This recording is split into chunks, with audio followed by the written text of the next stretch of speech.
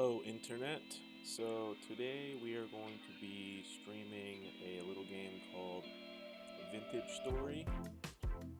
It is very similar on the outside as Minecraft, but when you actually play it, it's a very different kind of game. It's more of a hardcore survival, interesting systems-driven game with various plants and animals and seasons, cooking, leather tanning, wine making, cheese making. There's some mechanical systems. There's weather events. There's a whole lot of interesting stuff going on here. And I was a Minecraft player back in the early 2010s. Back in the early notch days, and I was really into it, and it just kind of exploded in popularity. I haven't played it for many years, but I think that the voxel cube-based format is a good one. You can do interesting things with it, and I think this game specifically, as an independent title, does some really cool stuff. And my friends and I have been playing it quite a bit over the past couple of weeks, and I'm going to start a single player campaign and try to walk through some of the basics. And I think there's a lack of content right now for this game, and I'd like to see it be more successful. The developers, I think they're European. I'm not really sure. I know when I purchased the game, I had to purchase it through a Humble Bundle website instead of directly from the website, because my bank flagged the transaction as fraudulent. But once I got to play it a little bit, I was very pleasantly surprised. So let's go ahead and start a new game here. So we're gonna do a single player game. I have some saves here. This one lasted 30 seconds. So let's go ahead and hit create new world. I'm going to do a standard world. I'm going to hit the randomize button a few times. Gloomy hermit world. So let's create world here. And we'll just go with all the defaults and see where to start. So first thing you want to do is actually create your character. Since this is single player, nobody's really going to see this character, so I don't really care too much what he looks like. So there he is naked, there he is dressed. I do like the lower pitch voices, so we're going to do like a tuba. You got tuba, harmonica, oboe, clarinet, kind of like MIDI sounds. And we'll do it on the medium side. Now class does matter. So I think there's about 5 or 6 classes. Commoner is the most basic. There's no strengths or weaknesses with the commoner. You've got a hunter who is good at ranged damage, and they're also good at looting animals and walking a little bit faster. And they also have an exclusive item, bows and arrows. However, they get negative 15% melee damage and negative 15% ore drop rate and mining speed. Malefactor is kind of like a class that, let's see, tenacious survivors who can avoid unwanted attention and find loot that others might have missed. So they're good at foraging. They get more of a drop rate. They get more rusty gear drop rates, which is basically the currency in this game for the vendors, the NPC vendors. And they also have a 12% chance to find collected cracked vessels intact. So when you're exploring ruins in this game, there are vessels that you can find, and I guess this class has a better chance of finding them. Negative 35% animal detection range. So there are wolves, there are bears, and other nasties. So that's definitely an advantage. And they can make a sling, but they're also frail. Negative 2.5 health points, negative 25% range distance, and they're nervous. Negative 15% melee damage. moving right along, you got the Clockmaker, who is like kind of the artisan class. He has extra damage against mechanicals. Uh, a -1 temporal gear cost to repair translocators. That's a mouthful. It's more than I want to get into with this explanation, but kind of some of the end game content, they have a little bit of an advantage. They're a little bit faster, and they can make a craftable device to tame locusts, which is a type of NPC enemy. On the negatives, they are a little bit frail. The range distance is limited, and they have less melee damage. Blackguard, these guys, I'll skip over some of the details here, but they're a little bit better at melee, and they have better armor durability. They're a little bit faster at mining, and they have an exclusive sword and shield. Except on the negative side, they're a little bit more hungry. They are worse at range damage, and they're not as good at foraging, harvesting, and finding those vessels. The Tailor, they have the exclusive ability to craft sewing kits and clothes, and when they do craft armor, they have a 10% durability, but they get less loot, they have less health, they mine slower, they get less from animals, and they harvest animals slower. So that's all the classes. For the purposes of this playthrough, let's go with the Malefactor. A little bit less health, a little bit less damage, but they get more loot from foraging. They get more wild crop drop rate, and they're a little bit sneakier. And they have this sling, which does 2.5 piercing damage. So let's give it a shot. So start off in the game. That sound you hear is actually my voice, and you don't really hear that much unless you're damaged or you run into another NPC. But right off the bat, you can see beautiful grassy biome we're in here. And I will say, I think the graphics are beautiful. I think the scenery is beautiful. Again, I haven't played Minecraft in a long time, but I just, this game really impresses me. I do have a couple of mods installed, but that can be the topic of another video. But let's just see here. So looks like we're in this pretty big grassy area. There might be a big gravelly forested area to the north. Looks like maybe some sort of other mineral deposit down here. And we're at coordinate 0, 0. So you press M to bring up your map, and that's our spawn point right there. So right off the bat, I'm going to hit M, and I'm going to mark that point. So I'm going to right-click on the map. I'm going to make it white, and then hit the little home icon, and then type in spawn, S-P-A-W-N. I'm going to pin that so it shows up on the mini-map, and I can always see where the spawn point is. Actually, let's go with this little swirly deal. So there it is. This little text box tells us that it's there. Hit M again. You can make this little chat box appear with tab. And now you can see in the upper right-hand corner of the screen that I have that little area on my mini-map. So now we know where spawn is. So first thing we want to do, you're going to see a lot of stuff laying around. So I can right-click on some of these items here. These are granite stones. And you press E to open up your inventory here in your crafting menu, and you can see this is where the storage space would be. Currently I have no storage. I can carry up to 4 baskets, and then I have 10 slots on my hotbar down here. So far I'm holding these granite stones. And I will tell you, one of the first things you're going to want to do is get some extra storage space. And hands down, all of these videos will tell you the easiest way to do that is to go find some cattails and make some weaved baskets out of that. And the most effective way to do that, there's a goat or a ram. The most effective way to do that is to make a knife. So I have these 2 stones, and right off the bat we're going to see some of the unique features about this game as compared to Minecraft.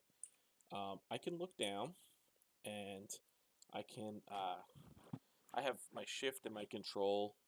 So typically a game would have shift would be your like crouch, and control uh, would be like a um, I'm sorry. Yeah, shift would be crouch, is it? This game has it backwards of what I'm used to. So I switched it around. So crouch. What I have it is control, and then holding shift makes you sprint. But this game starts off opposite. So based off that, anytime I say something, it might be opposite on the defaults. So I'm going to do shift right click to place that down. I'm going to shift right click again, and I'm going to do what's called napping. So it's like a survival skill that entails hitting two stones together to make something. And being a voxel based game, they have an interesting system in place to make your tools. So we need knives. So we have axe head, hoe, knife, shovel, or spearhead. So I'm going to go ahead and left click on the knife blade, and you'll see that we have this little grid that appears, and we have the ability to nap by left clicking.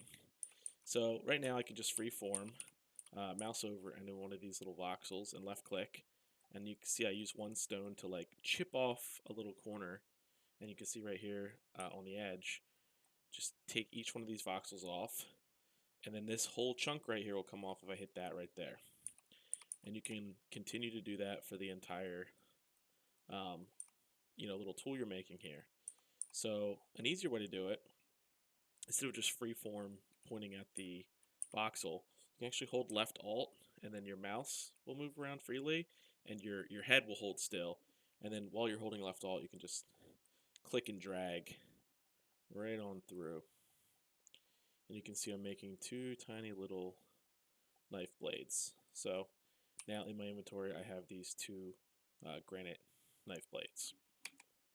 So I can't do anything with that. I'm holding it and I can break something with it, but it's not actually acting as a knife at this point. I still have to make the knife.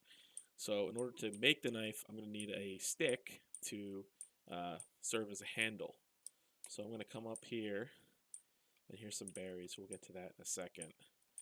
Here's some spelt. That's another thing we'll get to in a minute. But what we're looking for right now is a bush with some woody fiber in it in order to get a stick. So let's walk over to these trees. We'll probably find what we're looking for.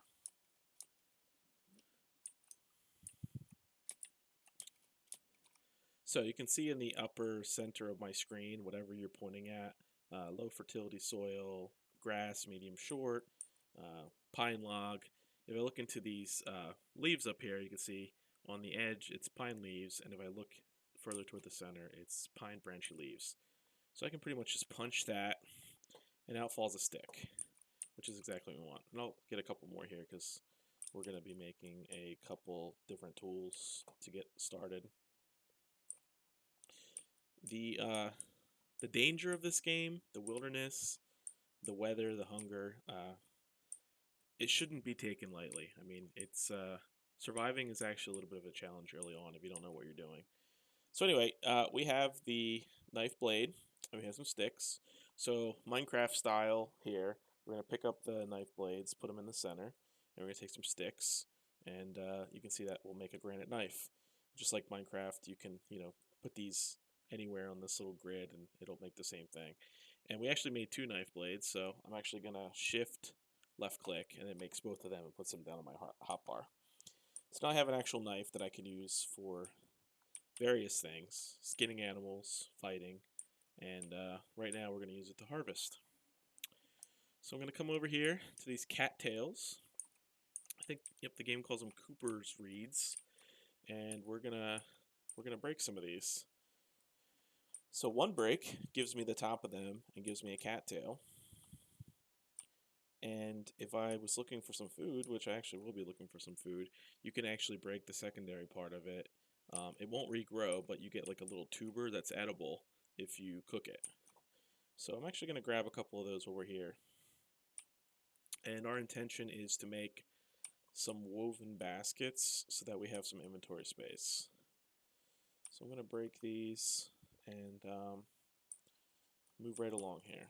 You can see the tuber.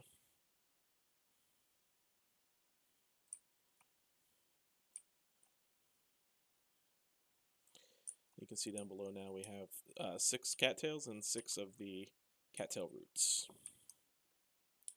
So I'll find a couple more. There's 2 there. Seems like there's some swampy area around. There's a whole slew of them.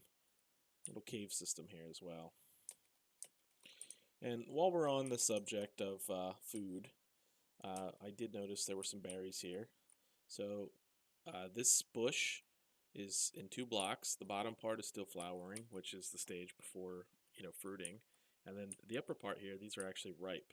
So you can just go ahead and right click and hold and actually pick those berries. So these are black currants. And to eat them, you just select them on the hotbar and then just hold right click. And you'll see that green bar in the bottom right is my hunger meter.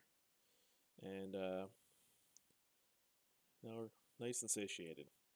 So if I press if I press C, I can look at my character menu. And right now these are stationary, but I can actually make these movable. And we can actually move these wherever we want. Let's do this one too.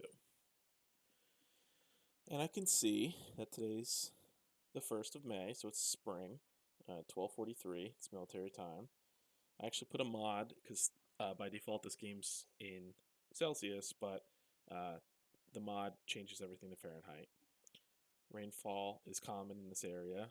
It's raining, surprise, surprise. And rift activity, that's another subject involving this gear, and we will get to that, but it's calm right now. So I just ate the fruit. Oh, there's some nice thunder. And you can see my health, or I'm sorry, my hunger is 1,412 out of 1,500. It's slowly going down. And because I ate fruit, under nutrition, I have 1 fruit.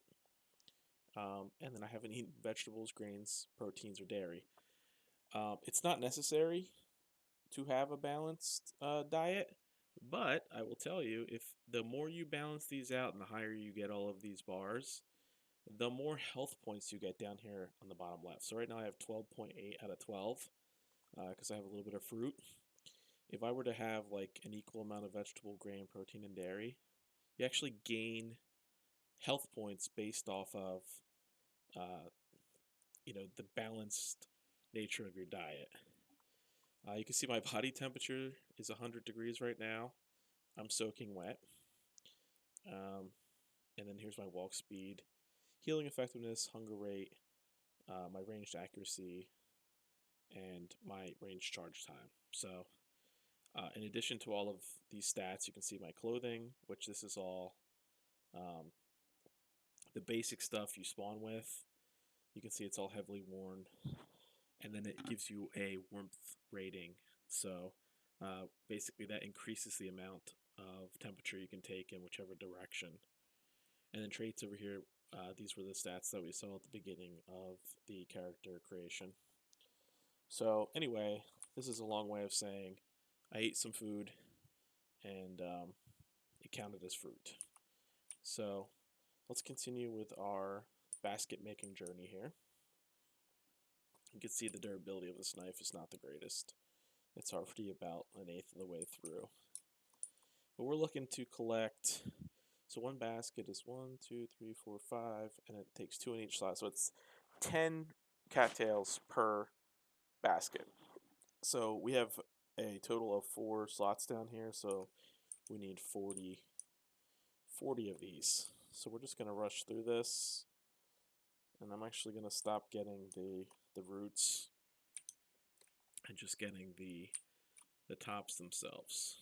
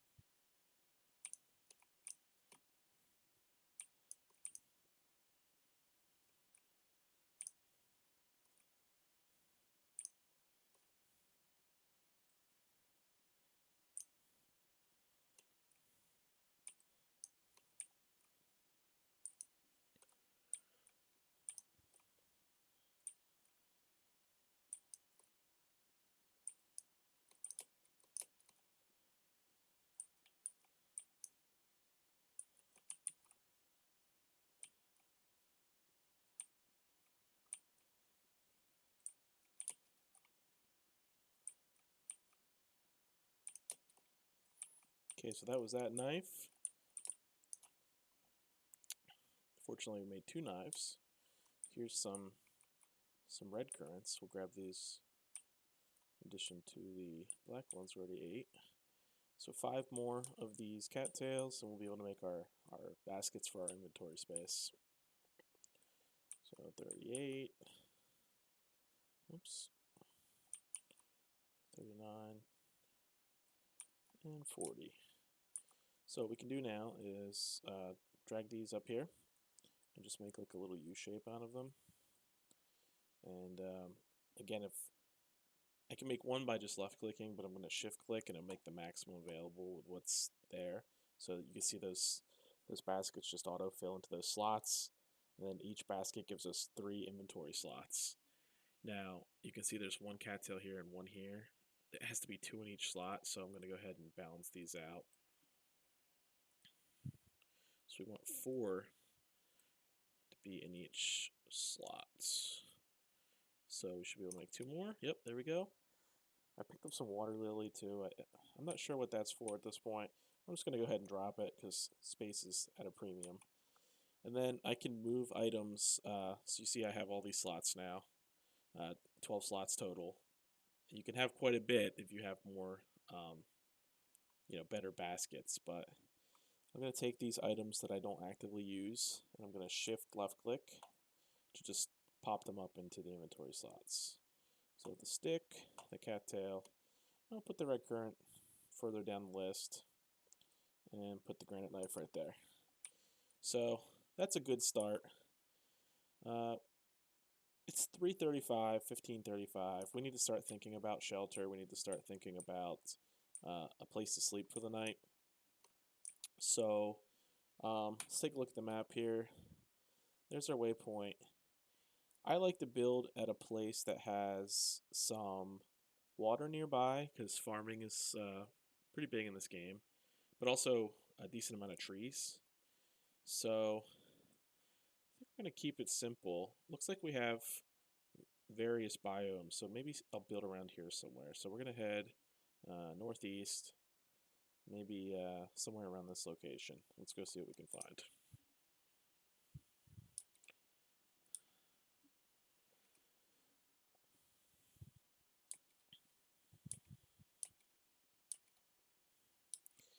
And as I go, oh, there's a rabbit. Keeping an eye out for whatever comes in our path. I'll grab some more of these granite stones, because we're certainly going to need to make more tools once we get over here. I'm just right clicking on these. Looks like that was some quartz. That's not important at this point in the game, but it is good to make note of various resources you're finding at different spots, because the quartz above ground is indicating that there's probably quartz below ground. So just like we did with the waypoint, I'm going to hit M. I'm going to find where I'm at. I'm going to zoom in. I'm going to right click on my little spot here. I'm going to hit white. I'm going to hit this little mine thing to denote, it's like a mining kind of activity, and I'm going to type in quartz. I'm not going to pin it, but I can reference it later on and then hit save. Now you can see that there is a little pick right there indicating that there's quartz. So moving right along to our location. Here's some vegetables. They're mature, growth stage 5 out of 5. I'm just going to go ahead and punch them. You'll see I get a turnip and I get some turnip seeds. So that'll be useful. There's some more mature ones. Like I said, just keeping an eye out for whatever you find. Kind of take this game a little bit slower and just, forage as if you're actually walking through an actual forest or meadow. And it's amazing the density of things that exist in this game. I mean, again, the systems are incredible. Some nice god rays going through the leaves right there. There's a rainbow. Oh yeah. Here's a little bit of a gravel field. So, even though nighttime is coming and seasons are coming and monsters are coming, there's a little rabbit. I just, the ambiance of this game, the the beauty of it and the density of it, it's just really, there's nothing quite like it that I've seen so far. There's some more quartz. I'm not going to mark it since we marked the other spot. Have to make an axe and cut down some trees here in a little bit. Just more berries. Everybody does a lot of berry eating early game. So let's go up a little bit further. Now, we have to be careful. In the dense woods, there's a tendency for there to be bears and wolves, and both of them are dangerous. And you'll probably hear them before you see them, but I just want to be careful for that kind of thing. So at this point, I'm just going to stay on the edges of this forest. So here's something else I just happened to notice, and this is one of the really cool things about the game.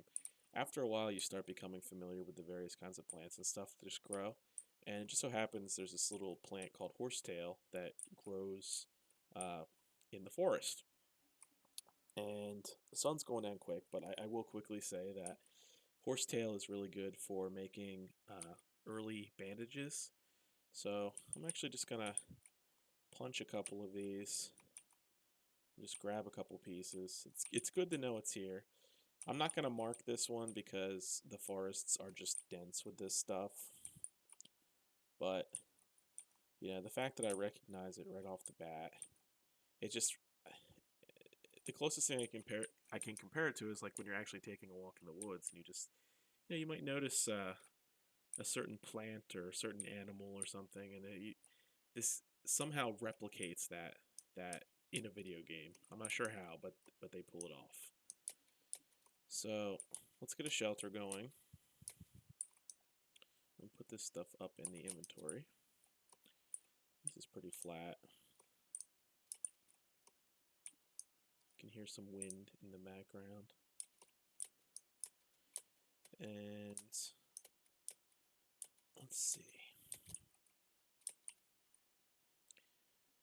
I don't want to get too crazy for the first night here, so I'm going to make a shovel, and maybe I'll dig into some of this dirt here and just make like a little dirt hut just to get us through the night. We'll get a fire going.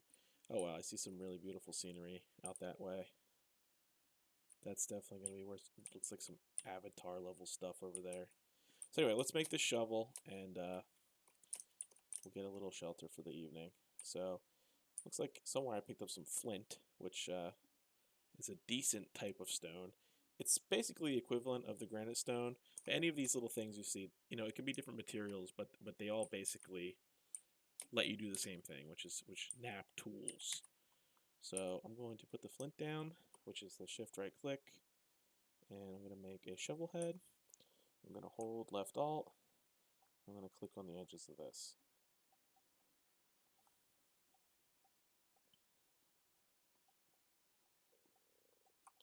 Now I have a shovel head. So I already have 3 sticks left over. I'm going to take that shovel head, put it on there, and I have a flint shovel. So I'm going to get some dirt.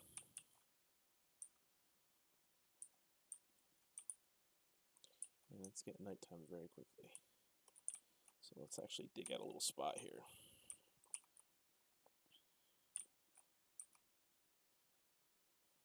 I hear a pig or something.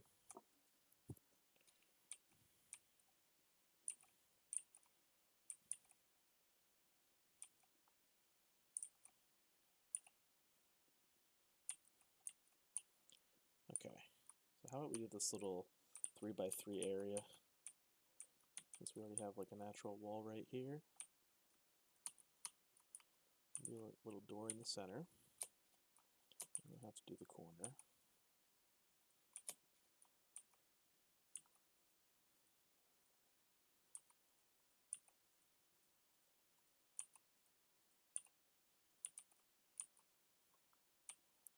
Couple more pieces. This is like the most classic block game thing for the first night, making the dirt hut. And again, I know it still feels like Minecraft, but that quickly diminishes once you actually start playing the game. So next thing we're going to want to do, we can make a crappy little door but I'm just going to use blocks for tonight. But we will need light and we will need fire, and I do have some things to cook. So I'm actually going to take my knife and I'm going to hit some of these grass pieces here, because this is the dry grass is what you need to make a fire. And then I also need to make a axe real quick because we need some wood. So I will use some of this granite stone. Shift right click, make an axe head. Let's knock this out quick because we're running out of time. So we do have monsters that come out at nighttime, and I don't have a weapon currently. So put the axe head on there, use my stick, make an axe. Closest tree is over here. It's a little rabbit.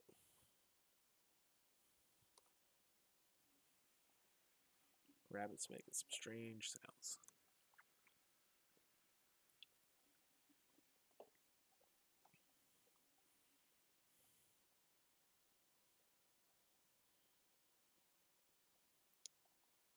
Time is running out.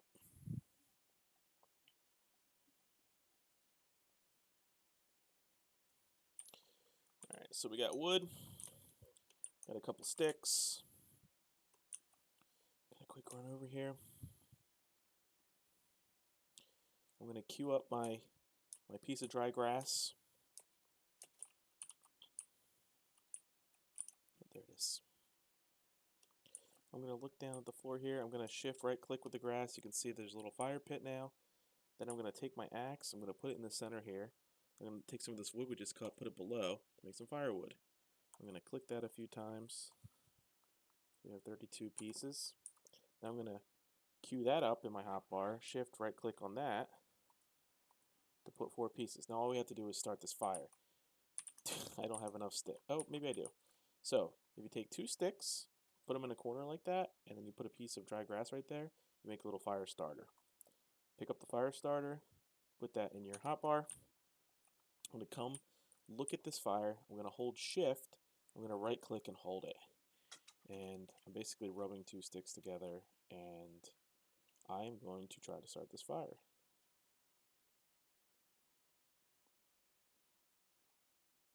And we did it. So now that we have the fire started, I'm going to right click my dirt blocks, and now I have a safe little haven for the night. So right click on this fire. There's only 3 pieces of wood in there, so we're going to drag these other pieces over. And you can see, coming back to the systems, we already have a temperature that this wood will let this fire get to. Then as each piece of fuel goes down, the flame slowly goes down.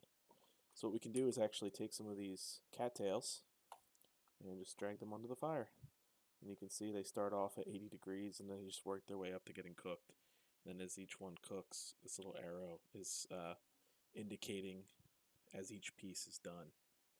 So just going to reorganize my inventory here a little bit. You can see my food is getting pretty low, 439 out of 1500. So we will eat these. We can also eat these turnips or these currants. And now's probably a good time to mention that food is perishable. So right now in my inventory, these turnips are fresh for 20 days. And when eaten, they give me 100 society. So basically, you know, how satiating is the food, and then they count as the category vegetable. So if I were to put these turnips in, say, a sealed clay pot, they might last for longer. Or if they were in the cold winter weather, they might last longer. Or if they were out in the heat, in the rain, they might not last as long. So there's a full system, and I'm not going to get into it in this video, but you can make food cellars, and you can do all kinds of preservation. You can do pickling. You can bake your stuff into pies and stews and soups. I mean, again, the game, the depth of it is incredible. But anyway, so we have these cattail roots that are cooking. And it looks like we have 3 of them so far. So I'm just going to left click and bring it into my inventory. And I'm going to eat them by right clicking.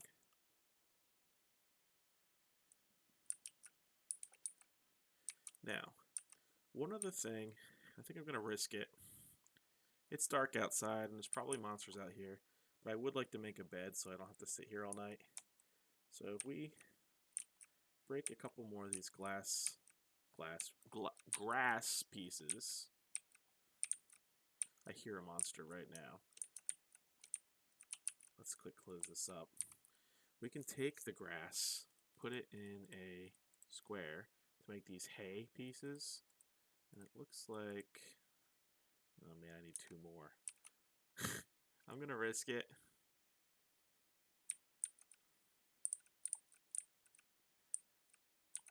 Let's try to make a bed.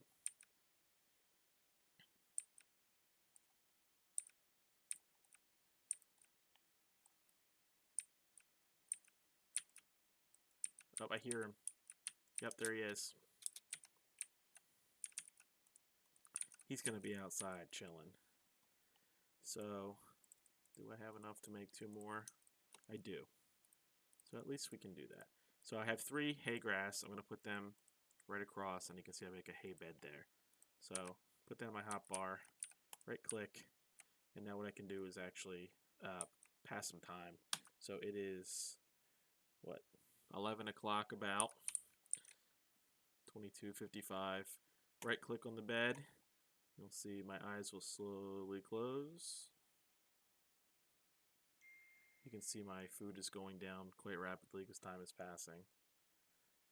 And we should wake up here. And look at that, 5:40 in the morning.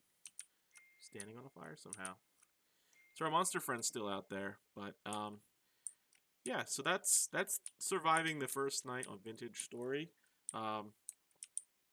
I'm gonna continue these videos. I find it to be kind of therapeutic for myself, in addition to hopefully helping you guys out. So let me know what you think of the videos, and thank you, and have a wonderful day.